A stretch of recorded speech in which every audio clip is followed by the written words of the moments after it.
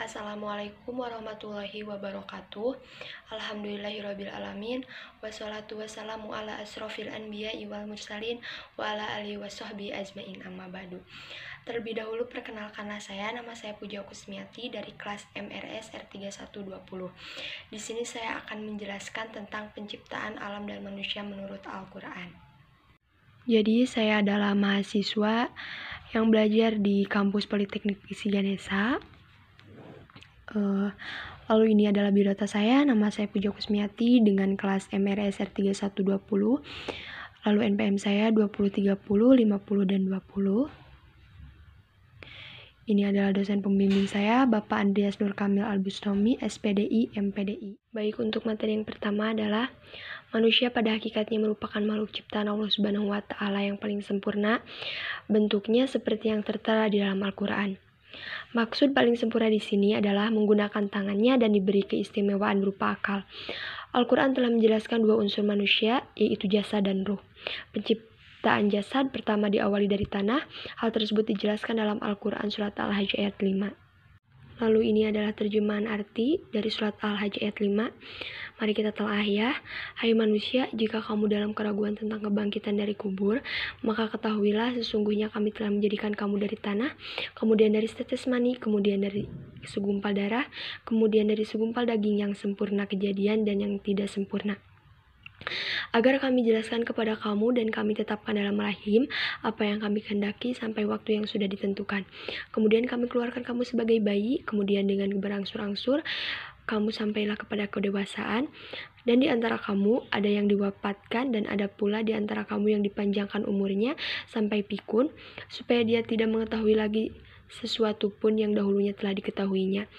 Dan kamu lihat bumi ini kering, kemudian apabila telah kami turunkan air di atasnya, hiduplah bumi itu dan suburlah dan menumbuhkan berbagai macam tumbuh-tumbuhan yang indah.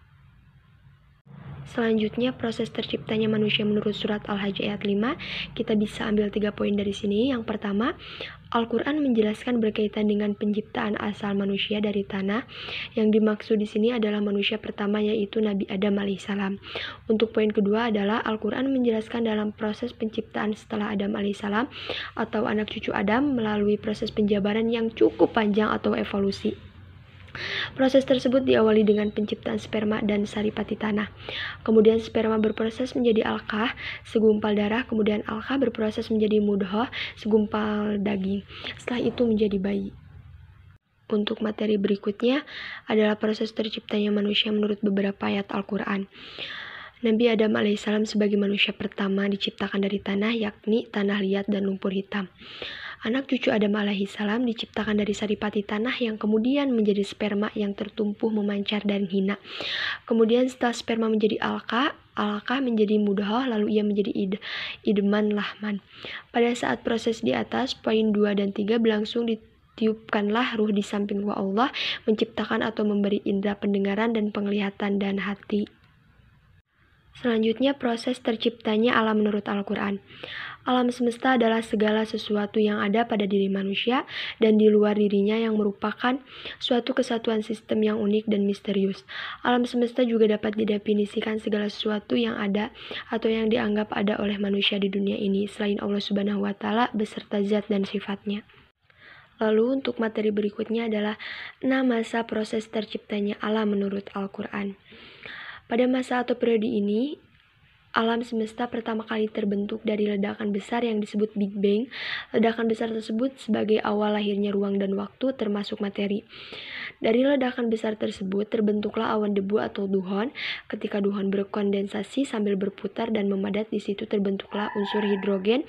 Saat temperatur duhon mencapai 20 juta derajat Celcius, terbentuklah helium dari reaksi inti sebagai atom hidrogen. Lalu sebagian hidrogen yang lain berubah menjadi energi berupa pancaran sinar infrared. Untuk masa kedua, ayat ini menerangkan tentang proses pengembangan dan penyempurnaan. Dalam ayat ini terdapat kata meninggalkan bangunan yang memberi pengertian bahwa alam semesta mengembang, galaksi-galaksi saling menjauh dan langit makin tinggi. Sedangkan kata menyempurnakan memiliki arti bahwa dalam ini tidak semata-mata terbentuk melainkan sebuah proses evolutif atau bertahap. Untuk masa yang ketiga, di ayat tersebut terdapat kalimat dia menjadikan malamnya gelap gulita dan menjadikan siangnya terang benderang. Masa ini adalah di mana terbentuknya matahari sebagai sumber cahaya dan bumi berotasi sehingga terjadinya siang dan malam. Untuk masa keempat di sini, pada masa ini daratan bumi muncul dahulu kala terjadi tumbuhan antara matahari dengan sebuah komet yang menyebabkan sebagian masa matahari terpental keluar. Masa yang terpental ini menjadi planet, di antaranya adalah bumi. Menghamparkan yang dimaksud adalah pembentukan superkontinent Pangea di permukaan bumi. Ketika bumi baru terbentuk, belum ada daratan, yang ada hanyalah batuan-batuan yang berpijar dengan suhu ratusan derajat Celcius. Hidrogen yang terdapat pada komet bereaksi dengan unsur-unsur yang ada di bumi, kemudian menjadi uap dan turun sebagai hujan space masa kelima. Dalam ayat ini menunjukkan bahwa di mana terjadi evolusi bumi dari tidak ada air menjadi ada air. Air tersebut berasal dari komet yang menghantam bumi. Hidrogen yang terdapat pada komet bereaksi dengan unsur-unsur yang terdapat di bumi dan terbentuk uap air. Untuk masa keenam adalah gunung-gunung dipancangkan, artinya gunung tersebut setelah penciptaan daratan, pembentukan air dan munculnya tumbuhan, gunung memiliki akar di dalam tanah atau bisa disebut juga pasak. Fungsi gunung ialah menyediakan kerak bumi, mencegah goyangan tanah, sebagaimana yang disebutkan dalam ayat 33. Setelah terbentuknya gunung, terciptalah hewan dan manusia. Sekian dari saya, terima kasih atas perhatiannya. Wassalamualaikum warahmatullahi wabarakatuh.